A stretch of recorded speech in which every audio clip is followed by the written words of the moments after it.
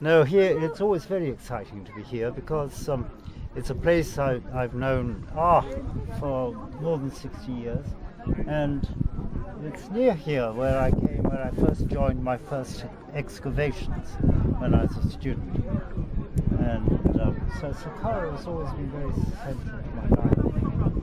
And the step pyramid here, there used to be a wonderful French archaeologist who worked here all his life, and he must have been late 30s when I first knew him, I suppose, and he worked here until well into his 90s. He came every year, just adding a few stones to his reconstruction of the whole complex.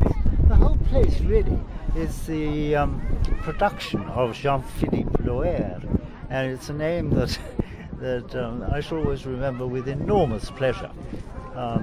Whenever I used to come here in later years, and he saw me, he would say, "Ah, Monsieur, c'est vous."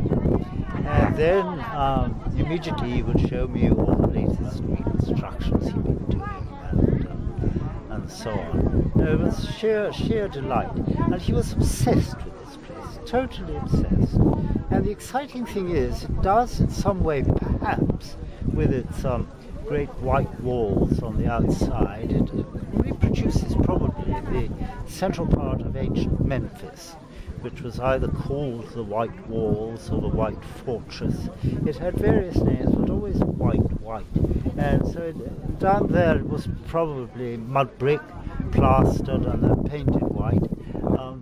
Here, of course, because you're in the desert and you're building for eternity, here, of course, you build in stone, and this is the finest limestone that face this courtyard where we are now. And there are a whole series of marvelous, exciting buildings here.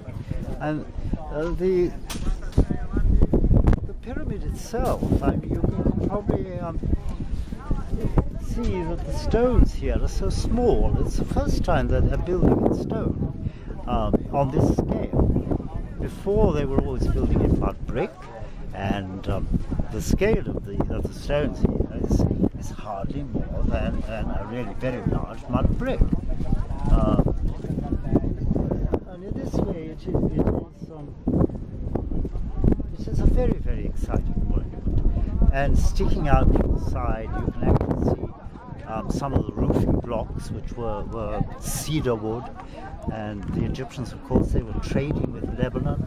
They were getting this is the third dynasty, and the Egyptians were trading with Lebanon from the second dynasty anyway, going up there, getting the fine cedar wood.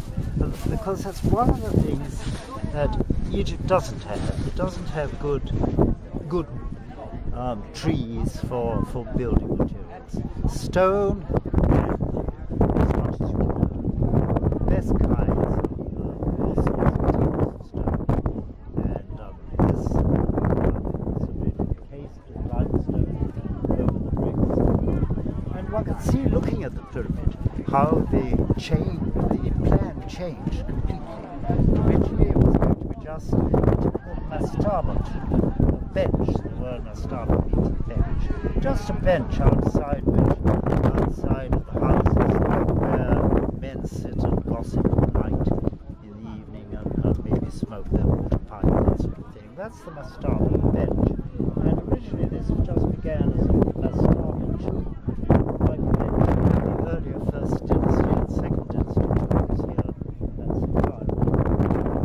And the plan changed, it became more and more ambitious, until in the end you have these 6 levels that you can see. But still you can see how originally the plan on the lowest level is really quite clear. It's a small proportion from my right hand to the left, about 2/3 of the pyramid, I suppose. And that was the original length of the mastaba. And the interesting thing is that so much is represented in stone that later would just be represented, say, in the corridors of a pyramid or in a tomb. And so just behind me, for instance, is the Jubilee Court, where the king had at periodical times to prove to his people that he was still strong, still capable of being their head and commander. And so around this court he actually had to run. He had to run. And one can go through that court, one can run it if one wants to, but it's quite a grueling course that the king used to have to do, no doubt propped up by courtiers maybe as years went by.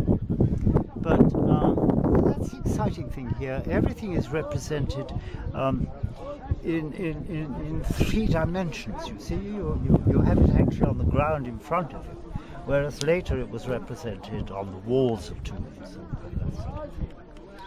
And so the monument here is special, and it was regarded as special even in ancient times, because the supposed architect who's called Imhotep, E-M-Hotep, it is in Egyptian, he who comes, in Hotep, peace, he who comes in peace. He's the traditional architect of the pyramid, and he was considered, as time went on, a real polymath, a man of enormous learning and wisdom. Medical science was attributed to him. He was acquainted later on with the Greek goddess Aesculapius, or Asclepius in Latin. And so he was indeed made into a god in later times here in Egypt. And this happened to very, very few ordinary human beings. Obviously the king was a god by definition, but ordinary human beings, it was rather difficult to become a god.